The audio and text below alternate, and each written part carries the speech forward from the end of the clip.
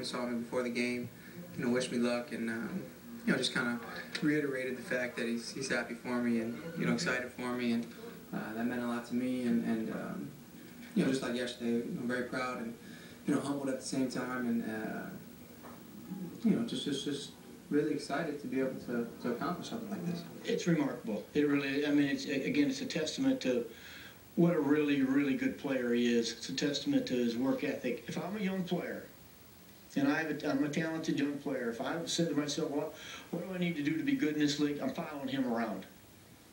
I'm going to follow him around, and you just, try to stay out and do the same things he does.